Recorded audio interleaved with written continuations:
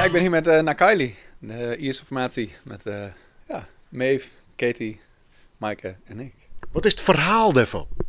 Het verhaal ervan is dat ik Maeve heb ontmoet in Schotland een aantal jaar terug. En bij een sessie daar. En we hebben een beetje contact gehouden. En toen ben ik haar een keer op komen zoeken. En daarna heb ik haar uitgenodigd om naar Nederland te komen. En zijn we eigenlijk een band gestart. En sindsdien spelen we. Wat voor reis wie dat? Die reis naar Schotland. Schotland was gewoon vakantie. En ze waren ook niet helemaal nuchter toen we elkaar ontmoetten. Maar goed. En we zien elkaar niet zo vaak. Omdat twee meiden komen dus uit Dublin. En altijd bespreken wat dingetjes af van hier gaan we aan werken. En als we dan samenkomen, meestal 1 keer per jaar of zo, dan werken we wat dingen uit. En dan op die manier wat. Maaike, ken je een trompetist? Ja. En trompet en folk, is dat een opmerkelijke combinatie of juist net? Of ben ik gewoon ouderwets? Ja, meestal wel. Het is puur omdat ik jij bij Lennard. En Lennard had iets waar meiden hier uitnodigen om muziek te maken. En ze vregen, was er ook eens wat mooi spelen? En dat die ik. En dat klonk wel heel goed volgens mij. Dus ik ben erbij gebleven. Ja. Nou, het is te combineren, want inderdaad, dat bewijst wel. Ja.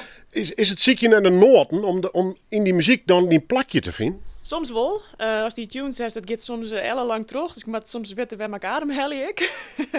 En het is ik net van trompet skreun. Dus het zijn soms wat rare toonsoorten. Maar daar vinden we ons wel in. Dus dat is hartstikke leuk. On Saturday night he comes rolling home drunk, but still I love him. I can't deny him. I will be with him wherever he goes.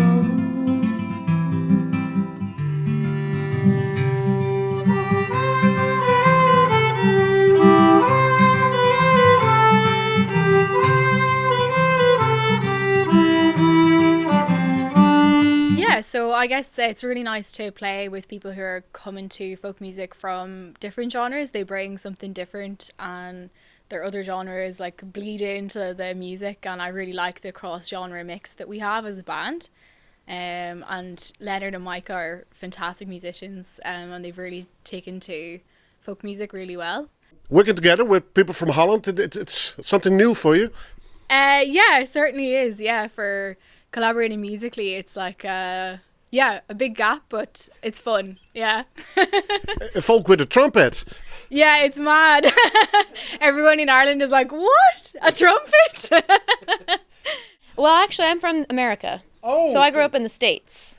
But I've been in Dublin for 7 years now, so I'm pretty much a dub. And how's life there? It's great. It's home. Home sweet home. Yeah? Yeah. Does it feel like that? Oh, yeah. Yeah, it's really, really good. Very welcoming place, and the tunes are there, so it's great crack. You're a full-time musician? I am, yep. Full-time musician, and I teach a bit of music as well. Okay. How you pronounce the name? Na Cailligh. So it's the plural version of Cailligh, which is the witch, or the hag, or the divine hag. It also means the veiled one, so we are the hags. That's our name, yeah. And is it Irish? It is Irish, yeah, absolutely, yeah. Do you speak it? Only a little bit. I'm trying my best to learn as much as I can. I should know a bit more for 7 years in Ireland, but slowly but surely I'm getting my Irish in.